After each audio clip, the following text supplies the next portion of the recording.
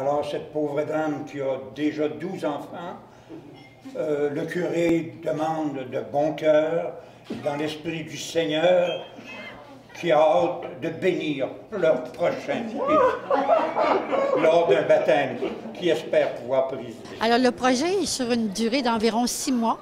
Il y a 31 résidences qui ont participé sur 45. Il y a plusieurs résidents qui ont dû travailler avec la nouvelle technologie. Le but, c'était vraiment de les sortir de leur environnement et de parler un peu de tout le cycle générationnel qu'on a vécu dernièrement.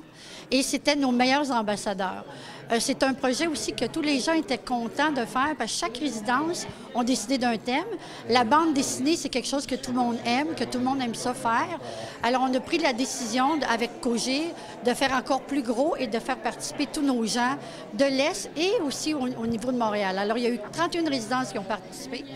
Il y a au-dessus d'une trentaine de résidents par résidence qui ont participé et qui ont décidé, avec la créativité, de faire un projet. Première des choses, il fallait qu'ils choisissent le titre de leur BD, de quoi ils voulaient parler. On voulait vraiment que ce soit intergénérationnel pour nos jeunes, qui comprennent un peu ce que les gens vivaient à leur époque. Alors, chaque page est une résidence qui compte un peu l'historique de ce qui s'est passé dans leur jeune temps, et en même temps, ça fait réfléchir les nouveaux.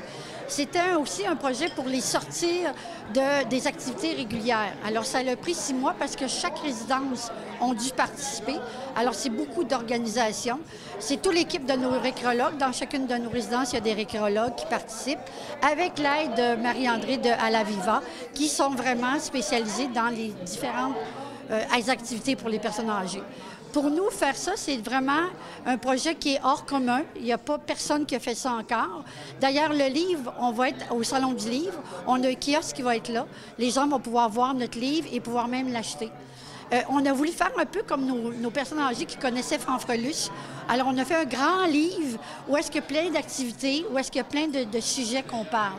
Cogir Immobilier, c'est un très gros réseau qui est à travers le Québec et maintenant même vers l'extérieur, où est-ce qu'on aime chaque année se définir et faire des nouveaux projets.